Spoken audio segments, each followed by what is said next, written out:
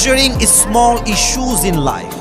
আমরা দেখবেন অনেকে আছি, আমার ভাই গ্রামে বাসা তো ভাই তাই আমি পারবো না, আমার তো ওয়াইফাই নাই ভাই আমি পারবো না, আমার তো ল্যাপটপ নাই ভাই আমি পারবো না, আমার তো কম্পিউটার নাই ভাই আমি পারবো না, ভাই আমার তো আইফোন নাই আমি পারবো না। মাথায় রাখবা, সফল ব্যক্তি কখনো বাহানা তৈরি করে না। সফল ব্যক্তি হাজার প্রতিকূল পরিস্থিতির মাঝেও কাজ করার জন্য একটা রাস্তা খুঁজে বের করে, ঠিক কিনা বলে? সফল ব্যক্তি আর অসফল ব্যক্তির মাঝে পার্থক্য এক জায়গায়। অসফল যে হয় সে হাজার সুবিধার মধ্যে একটা অসুবিধা খুঁজে বের করে, আর সফল যে হয় সে হাজার অসুবিধার মধ্যে একটা সুবিধার রাস্তা খুঁজে বের করে, ঠিক কিনা বলেন? সামান্য ছোট্ট একটা পিঁপড়াকে কেউ যদি বাধা দিয়ে আটকাতে না পারে, তুমি তো আশরাফুল মাখলুকাত, তোমাকে আটকাবে এমন শক্তি পৃথিবীতে জন্মই নেয় না যুবক ভাই।